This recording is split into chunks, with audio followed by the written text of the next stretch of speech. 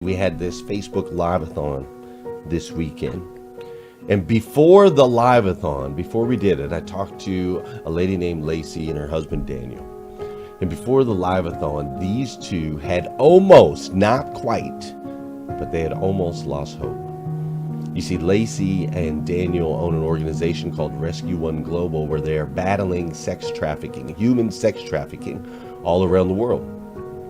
And they're battling an industry, we're talking about a $150 billion industry. Basically, think of it this way. The human sex trafficking industry is larger than the NFL. $150 billion a year industry. And you've got this small organization, Rescue One Global, and these incredible human beings who feel compelled to go out there and save lives one at a time, to pull one girl, one victim out of the industry. And they had almost lost hope. They had run short on funds.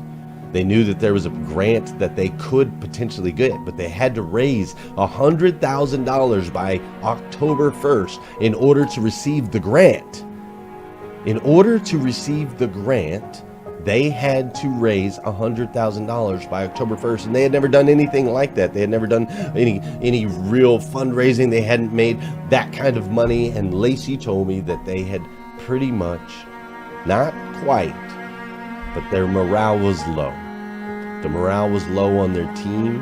It was a small team of people up against the big, bad, evil giant that is human sex trafficking. And she laid her head down, she prayed, and she wept because she believed that there was no way, there was absolutely no way it was going to happen. And then she says that in that moment where she felt like all hope was lost, her team had lost morale, and she thought maybe their mission was over. She says in that moment she received a phone call. She received a phone call, and it was me informing her that we were getting ready to do this Facebook LiveAthon, and that we were going to do everything in our power, that we were going to pull together leaders and champions and our group, and we were going to pull people together from all around the world in a very unique and special way. And I told her that, Lacey, Daniel, we are going to raise $100,000 for you in 24 hours. And she had hope. And she lit up. And before the Facebook LiveAthon, she messaged me that she wasn't able to sleep. She wasn't able to sleep at all because she was finally hopeful that maybe, just maybe, this would be the thing that would change the course of history for her organization.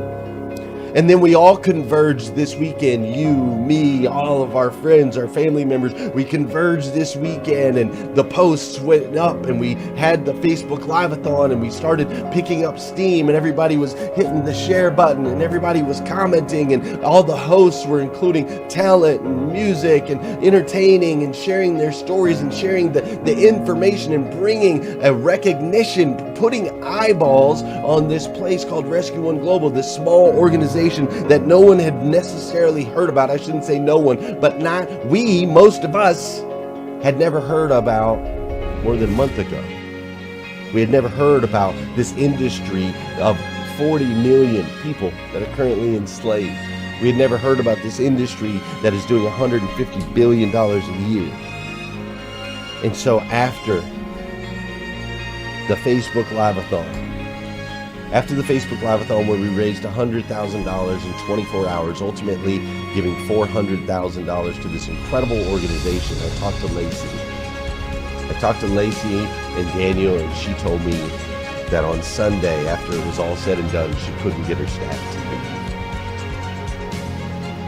leave. She said that she couldn't get her staff to leave. They were sitting around in a circle, and they were talking about all of the things that they were going to be able to do. They were talking about the women, I keep saying women, there's men also, but they were talking about the victims they were going to be able to save, the houses they were going to be able to build, the missions they were going to be able to go on, the lives that were going to be changed. And as they sat around talking and having these visions and these dreams of all the things that they could now do, finally Lacey had to tell them, guys, I love you and I'm excited with you, but I'm tired and we haven't slept and I need to go home. But her team had hope.